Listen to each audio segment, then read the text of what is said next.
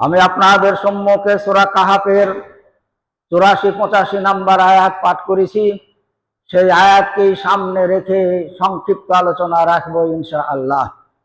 আমরা গত জুমাতে শুনেছি যে মক্কার মুশরিকেরা মদিনার ইহুদিদের কাছ থেকে 3টে প্রশ্ন শিখে এসে আল্লাহ রাসূলকে সেই প্রশ্ন করেছিলেন। আর সেই সঙ্গে তাদের দাবি ছিল, যদি মানুষ হয় তাহলে এই প্রশ্নের উত্তর দেওয়া সম্ভব নয়, কোনো মানুষের পক্ষে সম্ভব নয়। একমাত্র যদি আল্লাহর নবী, আল্লাহর রাসূল হন তাহলেই এই প্রশ্নের উত্তর দিতে পারবেন। তো তোমরা এই প্রশ্ন নিয়ে গিয়ে তার সামনে উপস্থাপন করো। যদি সে প্রশ্নের উত্তর দিতে পারে তাহলে জেনে নেবা সে নবী রাসূল, তিনি যা বলছেন তোমরা তা নিয়ে চিন্তা ভাবনা করবা। আর যদি এর প্রশ্নের উত্তর দিতে না পারে তাহলে তোমরা ধরেই নেবা সে নবী নয়, আমাদেরই মতো একজন মানুষ, তার সঙ্গে মানুষের মতো আচরণ হবে। তো যাই হোক, একটা প্রশ্ন এবং তার উত্তর গত জুমাতে আলোচনা হয়েছে। আজকে দ্বিতীয় হলো যে সেই মুশরিকেরা একটা প্রশ্ন, 3টের মধ্যে একটা প্রশ্ন হলো জিলকারনাইন সম্পর্কে আল্লাহ রাসূলকে জিজ্ঞাসা করেছিলেন। জিলকারনাইন লোকটাকে, তার পরিচয় কি, তার সম্পর্কে জিজ্ঞাসা করলেন। আর আল্লাহ তাআলা 3টে প্রশ্নের উত্তর আলাদা আলাদা করে আল্লাহ রাসূলকে শিখিয়ে দিয়েছেন। তাই এখানে আল্লাহ তাআলা জিলকারনাইন সম্পর্কে বলছেন, ইয়াসআলুনাকা আন জিলকারনাইন, তোমাকে জিলকারনাইন সম্পর্কে প্রশ্ন করছে। শোনো, আতলু আলাইকুম মিনহু যিকরা, আমি তোমাকে সেই জিলকারনাইন সম্পর্কে তার সংক্ষিপ্ত পরিচয়, তার কার্যাবলী, তার চরিত্র, তার শাসন আমল সব কিছু তোমাকে আমি বর্ণনা করব, যেগুলা তুমি বলে দেবা। পরের আয়াতে বলছেন, ইন্না মাক্কান্না ফিল আরজে, আমি তাকে দুনিয়ার বুকে প্রতিষ্ঠিত করেছিলাম বাদশাহ হিসাবে, আমি তাকে দুনিয়ার মানুষের উপরে শাসক হিসাবে প্রতিষ্ঠিত করেছিলাম। ওয়াতাইনা মিন কুল্লি শাইইন সাবাবা, আর আমি তাকে দিয়েছিলাম পৃথিবীতে চলাচল করার রাস্তা এবং বিভিন্ন জায়গাতে যাওয়ার চলার উপকরণ সহ তাকে আমি দিয়েছিলাম। ফাত্তাবাকা সাবাবা, সে একটা রাস্তা অবলম্বন করলো, পরবর্তীতে আর একটা রাস্তা অবলম্বন করলো, তারপরে আর একটা রাস্তা অবলম্বন করলো। আল্লাহ তাআলা জিলকারনাইনের জীবনের 3টে উল্লেখযোগ্য ঘটনা আলোচনা করেছেন সূরা কাহাফের শেষে, অর্থাৎ 84 নম্বর আয়াত থেকে 99 নম্বর আয়াত পর্যন্ত সবটাই জুলকারনাইন সম্পর্কে আল্লাহ তাআলা আলোচনা রেখেছেন। তাতে উল্লেখযোগ্য ঘটনা যে 3টে, সেটা হলো এই ঘটনা 3টে যদি জুলকারনাইনের মাধ্যমে আল্লাহ তাআলা সারা দুনিয়ার মানুষের সামনে উপস্থাপন না করতেন তাহলে আমাদের পক্ষে জানা সম্ভব হতো না সেই এলাকার অবস্থা, সেই এলাকার ঘটনা, সেই এলাকার বৃত্তান্ত জানার। একটা হলো এই যে সূর্য প্রতিদিন উদিত হচ্ছে আর অস্তমিত হচ্ছে, এর মাধ্যমে দিন এবং রাতের পরিবর্তন ঘটছে। জিলকারনাইন আল্লাহ তাআলার নির্দেশে, আল্লাহ তাআলার সাহায্যে যেখানে সূর্য অস্তমিত হচ্ছে সেই জায়গাতে তিনি গিয়ে উপস্থিত হয়েছিলেন। সেই জায়গার ঘটনা, সেই জায়গায় কারো বসবাস করছে, কি রকম জায়গাতে সূর্য অস্তমিত হচ্ছে, এ সমস্ত তিনি স্বচক্ষে দেখে এসে বর্ণনা করেছেন। 2 নম্বর ঘটনা হলো সূর্য যেখানে উদিত হচ্ছে সেই উদিত হওয়ার জায়গাতে তিনি গেছেন, সেই জায়গার অবস্থা তিনি দেখেছেন স্বচক্ষে। সেখানে যারা বসবাস করছে সেই বসবাসকারী মানুষদের অবস্থা, তাদের চলাচল, তাদের ধর্মীয় বিশ্বাস, এই সমস্ত বিষয়গুলো তিনি আলোচনা করেছেন স্বচক্ষে দেখে। 3 নাম্বার হলো উত্তরে তিনি গিয়েছেন এক পাহাড়ি এলাকায়, সেখানকার সমতল ভূমি মানুষের আবেদনে সেখানে যে এক জনগোষ্ঠী যাকে ইয়াজুজ মাজুজ বলা হয়, তারা তখন মুক্ত ছিল। তারা সেখান থেকে এসে এই সমভূমির মানুষদের উপর অত্যাচার করত, তাদের মাল লুটপাট করত, ডাকাতি করত, ছিনতাই করতে করে তারা সব নিয়ে যেত। সমভূমির লোকেদেরকে তারা নাজেহাল করে রেখেছিল, এদের জীবন যাপন করাকে দুর্বিষহ করে রেখেছিল সেই ইয়াজুজ মাজুজেরা। জুলকারনাইন যখন তাদের কাছে গিয়ে পৌঁছালেন, তারা আবেদন করলো, হে জুলকারনাইন, আপনাকে আমরা খাজনা ট্যাক্স কেমন ভাবে দেব?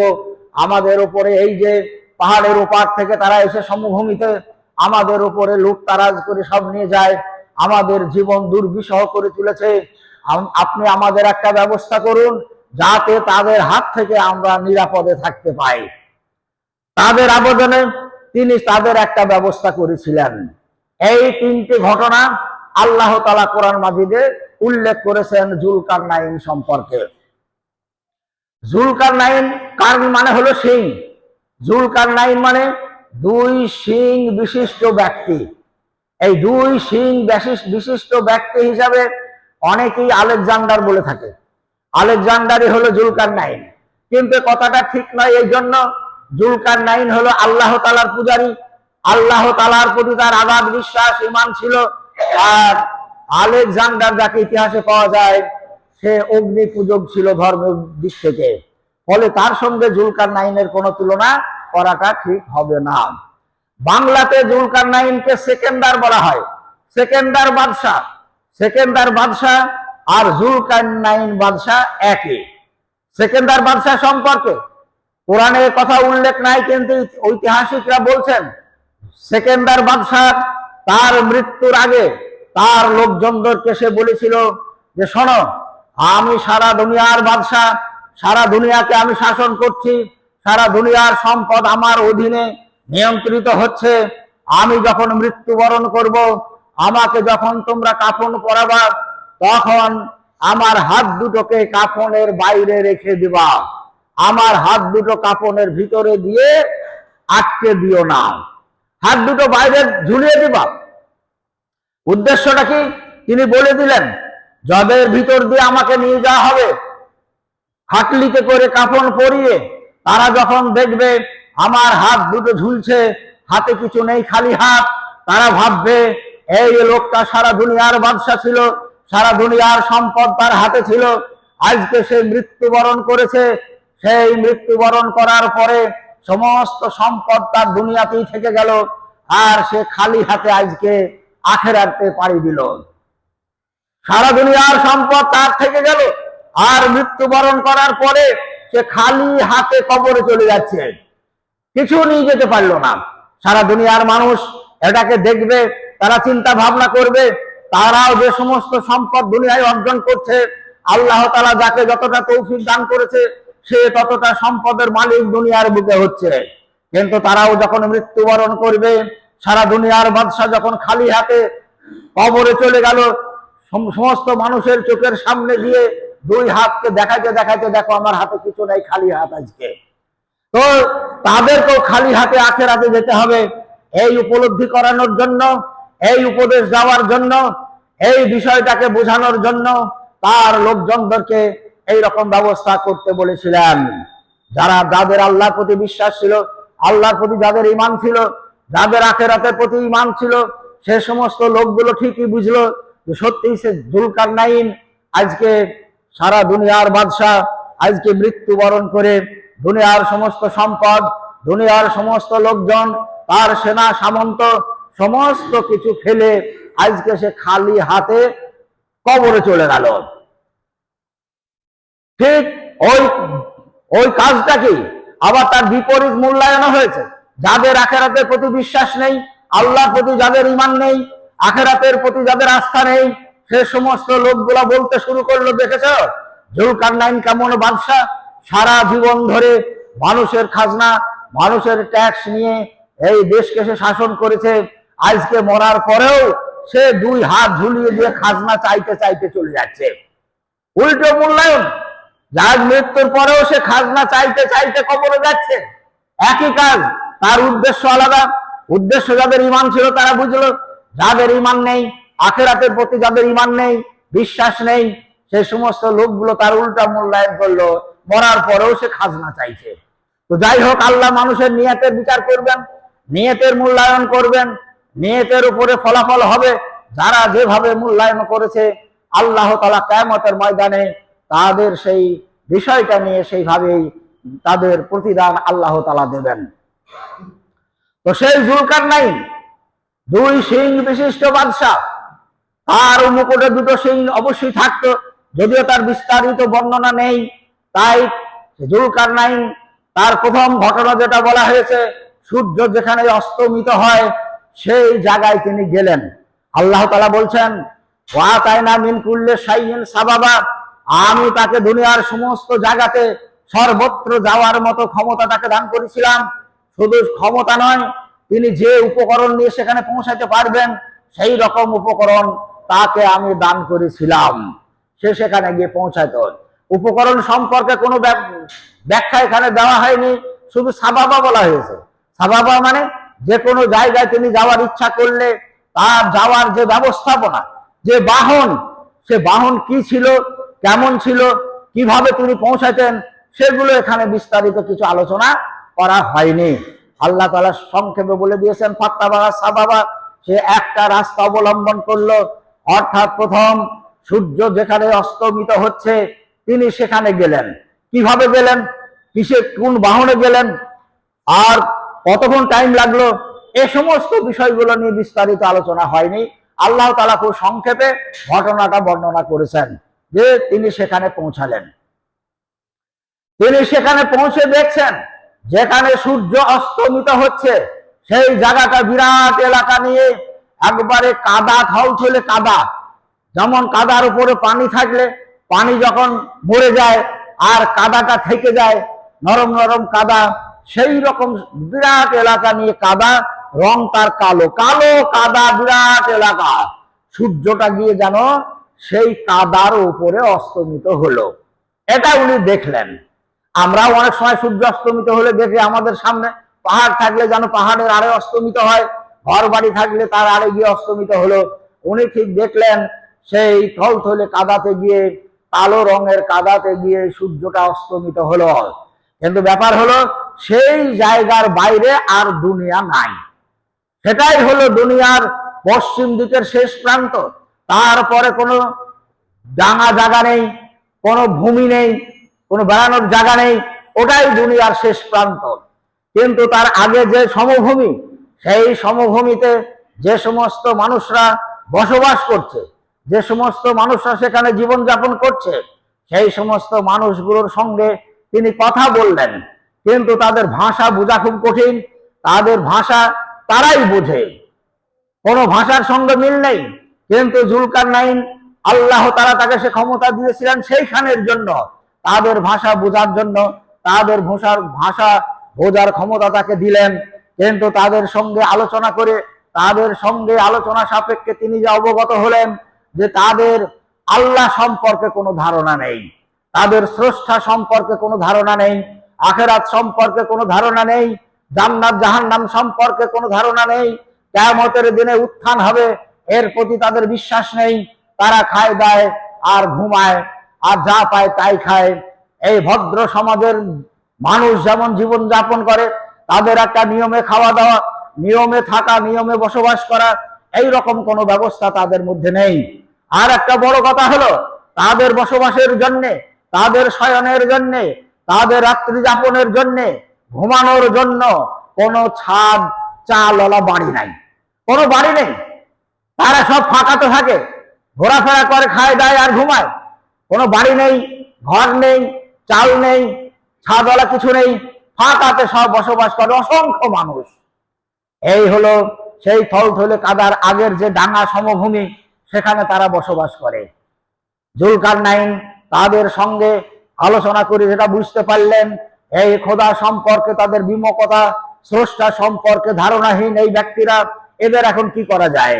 আল্লাহ তাআলার কাছে বললেন, তুমি এই ধরনের মানুষগুলোকে এখানে বসবাস করার সুযোগ দিয়েছো, এই ধরনের লোকগুলোকে বসবাস করার তুমি সুযোগ দিয়েছো, তাদের খাওয়াচ্ছ, তাদের পড়াচ্ছ, তাদের ঘুমানোর ব্যবস্থা করছো যে কোনো ভাবেই হোক, আর সেই লোকগুলো তোমার সঙ্গে কোনো পরিচয় নেই, তোমার সঙ্গে তাদের কোনো ধারণা নেই, তুমি বলো এদের আমি কি করব। আল্লাহ তাআলা জুলকারনাইনকে বললেন, দেখো আমি তোমাকে দুটো অপশন দিলাম, আমি দুটো তোমাকে ইখতিয়ার দিচ্ছি। তুমি যদি ইচ্ছা করো ওদেরকে শাস্তি দিতে পারো কাফের হিসাবে, তারা খোদাদ্রোহী হিসাবে, খোদা সম্পর্কে তাদের জ্ঞান না থাকার কারণে, তারা খোদার প্রতি অবিশ্বাস করার কারণে তুমি তাদেরকে শাস্তি দিতে পারো। আবার তোমাকে অপশনও দেওয়া হলো, এখতিয়ারও দেওয়া হলো, তুমি তাদেরকে আবার মাফও করে দিতে পারো। তোমার ইচ্ছা, আমি তোমাকে এই এখতিয়ার দিয়ে রাখলাম। জুলকারনাইন বললেন, হে আল্লাহ, আমাকে যে এখতিয়ার আপনি দিয়েছেন ওদের উপরে শাস্তি দেওয়ার, এতদিন যেভাবে ওরা জীবন যাপন করেছে তাই জীবন যাপন, ওদের কর্মফলের শাস্তি দেওয়ার ক্ষমতা তুমি আমাকে দিয়েছ, আবার ক্ষমা করার সুযোগও দিয়েছ। আমি কি করব সেটাও তোমাকে অগ্রিম আমি অবগত করাতে চাই। আমি এই সমস্ত লোকেদের মধ্যে তোমার একত্ববাদের দাওয়াত আমি দেব, স্রষ্টা সম্পর্কে তাদেরকে পরিচিতি করাবো, আখিরাত সম্পর্কে তাদেরকে ওয়াকিফাল করাবো। যে সমস্ত মানুষগুলো এই দাওয়াত গ্রহণ করে এক আল্লাহর প্রতি ঈমান নিয়ে আসবে, আখিরাতের প্রতি বিশ্বাস স্থাপন করবে, কিয়ামতের উত্থানের প্রতি তারা ঈমান নিয়ে আসবে, আমি সেই সমস্ত ব্যক্তিদেরকে ক্ষমা করে দেব, সেই সমস্ত ব্যক্তিদেরকে ক্ষমা করে দেব। আর আমার দাওয়াতের পরে, আমার এই দাওয়াতি অভিযানের পরে যে সমস্ত মানুষগুলো আল্লাহর প্রতি ঈমান আনবে না, আর আখিরাতের প্রতি ঈমান আনবে না, কিয়ামতের প্রতি বিশ্বাস করবে না, অর্থাৎ যেমন আছে সেই রকমই থাকবে, আমি সেই সমস্ত লোকগুলোকে শাস্তি দিব, তাদের কর্মফলের শাস্তি প্রয়োগ আমি করব। তারপরে আখিরাতে যাওয়ার পরে, হে আল্লাহ, তুমি এদের প্রকৃত শাস্তি তুমিই দেওয়া, যেটা বড় শাস্তি সেটা তুমি দেবা, সেটা তোমার জন্য আমি রেখে দিলাম। আর এদের আমি ইমানদার লোকগুলোকে বাদে বাকি লোকগুলোদের উপরে আমি শাস্তি প্রয়োগ করব। এর উত্তর আল্লাহ তাআলা এখানে কিছু দেননি, অর্থাৎ তিনি যখন ছেড়েই দিয়েছেন ওনাকে, ওনার উপরে তাদের বিচার যখন ওই মুহূর্তে ছেড়ে দিয়েছেন, তখন তিনি যা করবেন আল্লাহ তাআলা সেটাই মেনে নেবেন। তারপরে সেখান থেকে তিনি ফিরে আসলেন। কিভাবে ফিরে আসলেন, তাদের কোন শাস্তিটা দিলেন, পরবর্তীতে সে লোকগুলোর জীবনযাপন কিভাবে হলো, এর বিস্তারিত আলোচনা আল্লাহ তাআলা এখানে করেননি। তো যাই হোক, এই জুলকারনাইন স্বচক্ষে সূর্য অস্তমিত হওয়ার জায়গা এবং তার আগের সমতল ভূমিতে যে সমস্ত লোকেরা জীবন যাপন করত, তাদের জীবন যাপনের ব্যবস্থাপনা, তাদের চলাচল, তাদের ইমানি বিশ্বাস, ধর্ম, এ সমস্ত গুলা তিনি বর্ণনা করেছেন স্বচক্ষে দেখে এসে। তিনি না বললে আমরা জানতে পারতাম না। আল্লাহ তাআলা তাকে দিয়ে সারা দুনিয়ার সামনে সেই জায়গার এবং সেখানকার লোকেদের অবস্থা সম্পর্কে বর্ণনা করেছেন, যার জন্য আমরা জানতে পেরেছি। তো যাই হোক, এই লোকগুলার বলার কথাই হলো, মানুষকে যখন আল্লাহ তাআলা সৃষ্টি করেছেন, তার স্রষ্টা সম্পর্কে তাকে ফিকির করতে হবে, আলোচনা করতে হবে, গবেষণা করতে হবে, চিন্তা ভাবনা করতে হবে, আমাকে কে সৃষ্টি করলো, সে আমার কাছে কি চায়, সেগুলা ভাবতে হবে। এই ভাবনা দেওয়ার জন্যই আল্লাহ তাআলা জুলকারনাইনকে দিয়ে এই ঘটনার উপস্থাপন সারা দুনিয়ার মানুষের সামনে করেছেন কোরআনে আয়াত নাজিল করে। আরো দুটো ঘটনা ওনাকে দিয়ে করিয়েছেন। একটা হলো সূর্য অস্তমিত যেখানে যায় সেখানে গিয়েছেন, আর একটা হলো সেই পাহাড়ে ইয়াজুজ মাজুজ যাদের বলে সেখানেও তিনি গিয়েছেন। এদের ঘটনাগুলো পরবর্তীতে ইনশাআল্লাহ আলোচনা হবে। তো আমাদেরকেও সেই তাদের মতো অত অবহেলিত স্রষ্টা সম্পর্কে অতটা অজ্ঞ হয়ে থাকা চলবে না। তার কারণ সভ্য যুগে, সভ্য সমাজে আল্লাহ তাআলা আমাদেরকে প্রেরণ করেছেন। আমাদের স্রষ্টা সম্পর্কে আমাদের নিজেদের গবেষণা থাকতে হবে, চিন্তা থাকতে হবে, আমাদেরকে সৃষ্টি করলো, আমাদের জীবনের শেষ হলে আমরা কোথায় চলে যাই, এই সমস্ত গুলো ভাবলেই স্রষ্টার সন্ধান পাওয়া যাবে। স্রষ্টা আমাদের কাছে কি চাইছে সেটাও আমরা বুঝতে পারবো, আর সেটা দেওয়ার চেষ্টা আমাদেরকে করতে হবে। আল্লাহ তাআলা সে তৌফিক আমাদেরকে দান করুক, আমিন।